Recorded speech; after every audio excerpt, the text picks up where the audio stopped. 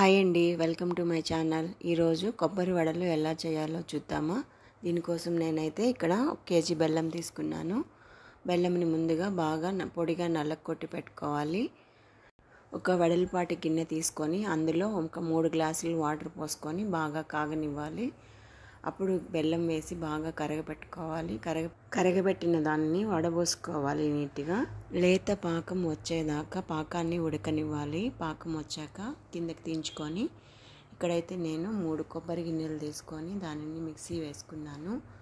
అందులోనే 4 ఇలాచీ కూడా వేసుకొని మిక్సీ పట్టుకోవాలి. ఆ మిక్సీ పట్టిన కొబ్బరి పొడి మొత్తము పాకంలో కలుపుకోవాలి. అలాగే నేను ఇక్కడ కేజీ బెల్లంకి 2 కేజీల బియ్యం పిండిని తీసుకున్నాను. ఇప్పుడు పాకంలో బియ్యం పిండిని కొంచెం కొంచెం కలుపుకోవాలి. పాకం పిండిని చిన్న చిన్న ఉండల్లాగా చేసుకొని వాటిని వడల మాదిరిగా ఒత్తుకొని కాగిన నూనెలో వేసుకోవాలి. వేసుకున్నాక వాటిని అటు ఇటు తిప్పుతూ గోల్డ్ కలర్ వచ్చేదాకా కాలనివ్వాలి. అంతే అండి, ఎంతో టేస్టీగా ఉండే కొబ్బరి వడలు రెడీ. మీరు కూడా ఇలా ఒకసారి ట్రై చేయండి, చాలా టేస్టీగా ఉంటాయి.